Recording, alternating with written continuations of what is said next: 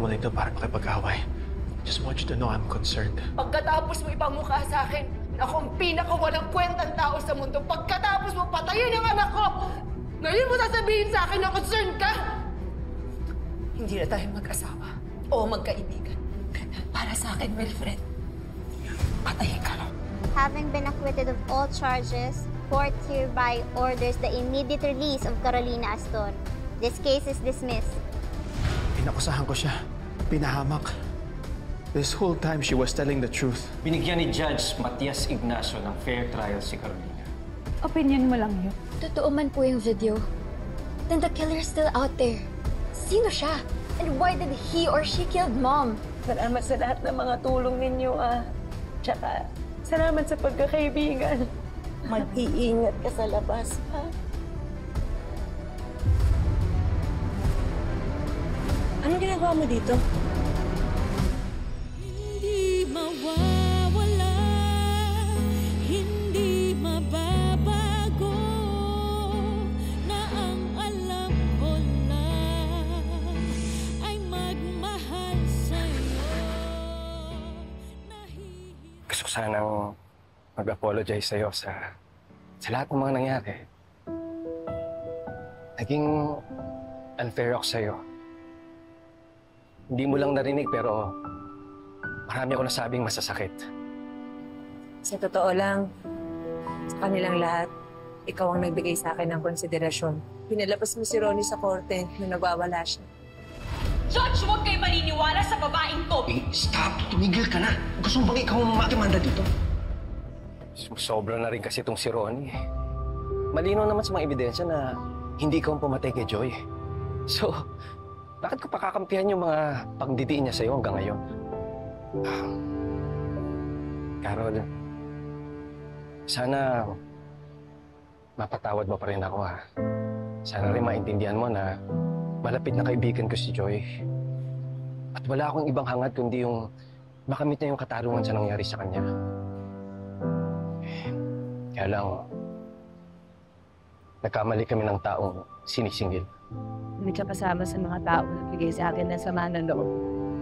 Naiintindihan kita. Kaya, pinapatawad mo. Salamat. Salamat. Salamat din, ho. At naniniwala na kayo kay ate. Malaking bagay ho sa amin na may isang taong naniniwala sa amin. At madadagdagan pa. Kasi kakalat na ang ate mo talagang inosente at deserve niyang makalaya. Anak.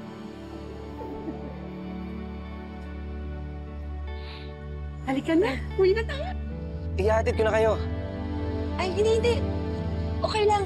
Carol, sige na. I insist, ha? Tara, hatid ko na kayo.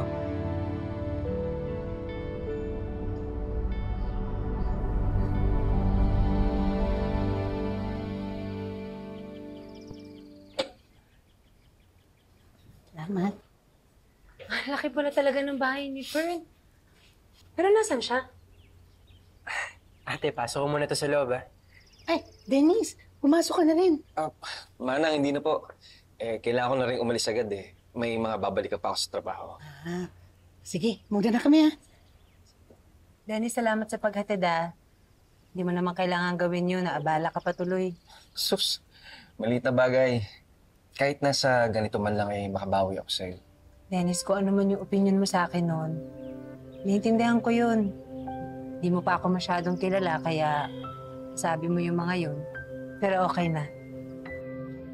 Tapos na.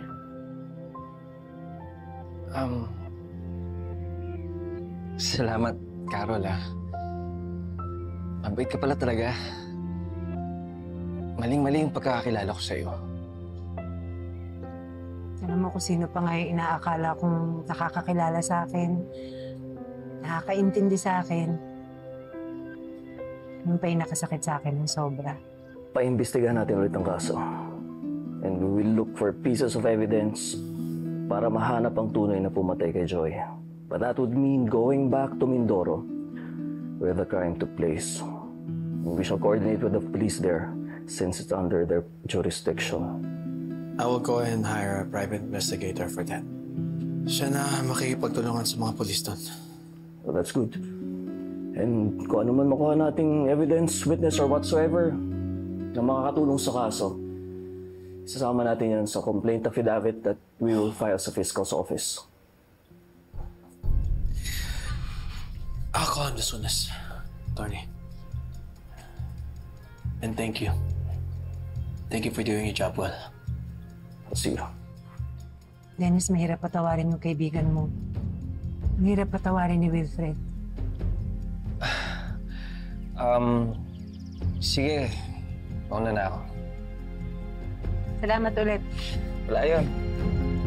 Ma'am, kaya po. Ay, salamat ate.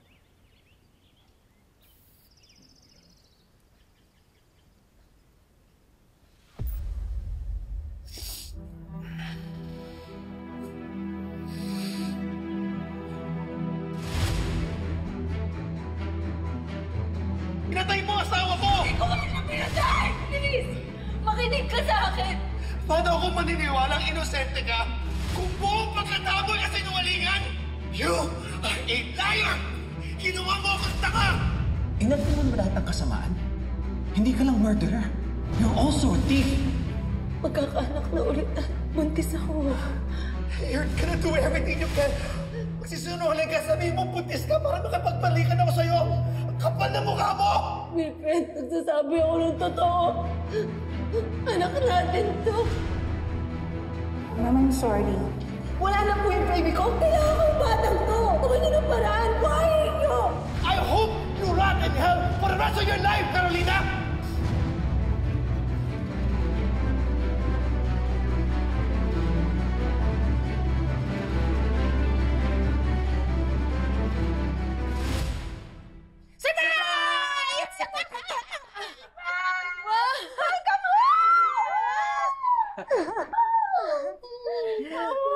Naku, Bes, pasensya ka na. Medyo mabilisan lang to kasi biglaan lang din tumawag kasi si Manang Pilar. Kaya di na nga ako nakasama pagsundo sa'yo eh. Ang ganda-ganda nga eh. Sobra ko na-appreciate yung effort mo. Salamat. Ikaw pa ba?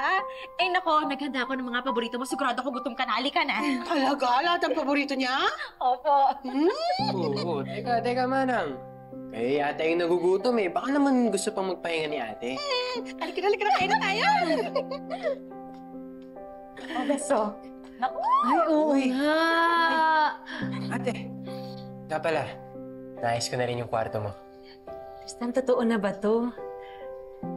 Kakasama na tayo ni na Fern, tsaka ni Manang Pilar. Totoo to, ate. Ang tagal ko rin nagtago. Natakot. Inusig ng konsensya ko. Nakulong. Pero may napatunayan ko na sa kanilang lahat na inosente nga talaga ako.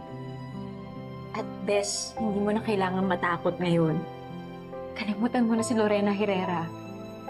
Kasi ngayon, malayang malaya ka na ulit gamitin ang Carolina Astor. Tama.